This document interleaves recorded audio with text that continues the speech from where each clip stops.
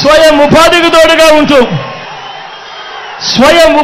తోడుగా ఉంటూ గతంలో ఎప్పుడూ జరగని విధంగా స్వయం ఉపాధికి తోడుగా ఉంటూ సొంత ఆటోలు సొంత టాక్సీలు నడుపుకుంటా ఉన్న వాళ్ళు, వాళ్ళ కుటుంబాలు వాళ్ళే పోషిస్తా ఉన్న నా పేద అన్నదమ్ములకు, ఆ డ్రైవర్ అన్నదమ్ములకు ఓ వాహన మిత్ర, నేతన్నలకు ఓ నేతన్న నేస్తం, మత్స్యకారులకు ఓ మత్స్యకార భరోసా, ఓ తోడు ఓ చేదోడుతో చిరు వ్యాపారులకు శ్రమజీవులకు అండగా.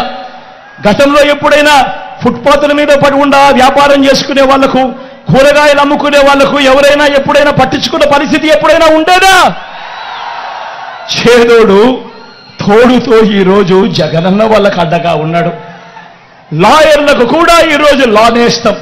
నేను అడుగుతా ఉన్నా, మిమ్మల్ని అందరినీ అడుగుతా ఉన్నా, ప్రతి ఒక్కరిని అడుగుతా ఉన్నా, గతంలో ఈ మాదిరిగా పేదలకు తోడుగా ఉండి చెయ్యి పట్టుకొని నడిపిస్తూ స్వయం ఉపాధి రంగానికి ఇంతగా అండగా ఉన్న ప్రభుత్వం గతంలో ఎప్పుడైనా జరిగిందా అని అడుగుతా ఉన్నాడు.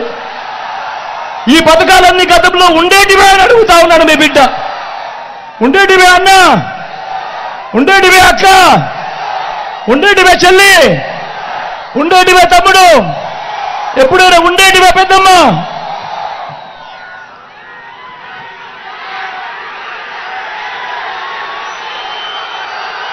ఏ పేదవాడు అప్పుల పాలు కాకూడదు, ఏ పేదవాడు వైద్యం అందక ఇబ్బంది పడకూడదు, ఏ పేదవాడు వైద్యం అందక అప్పుల పాలయ్యే పరిస్థితి ఏ పేదవాడికి రాకూడదు అని మొట్టమొదటిసారిగా ఈ 59 నెలల కాలంలో గతంలో ఎప్పుడూ జరగని విధంగా ఈరోజు ఆరోగ్యశ్రీని విస్తరించాం.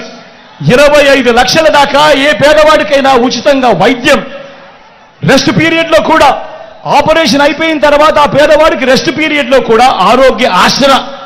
ఈరోజు ప్రతి పేదవాడికి అండగా గ్రామంలోనే ఓ విలేజ్ క్లినిక్, ఈరోజు గ్రామానికే ఓ ఫ్యామిలీ డాక్టర్, ప్రతి ఇంటిని కూడా జల్లడపడుతూ అన్న అక్క మీ ఇంట్లో ఏం సమస్యలు ఉన్నాయి అని మీకు మందులు ఇస్తూ టెస్టులు ఇస్తూ ఏకంగా ఇంటికే ఆరోగ్య సురక్ష. నేను అడుగుతా ఉన్నా, ఇంతగా పేదవాడి ఆరోగ్యం మీద ఇంతగా ధ్యాస పెట్టిన ప్రభుత్వం గతంలో ఎప్పుడైనా జరిగిందా అని అడుగుతా ఉన్నాడు మీ బిడ్డ.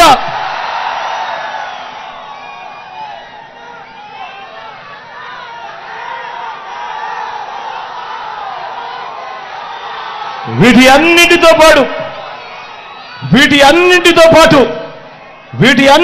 పాటు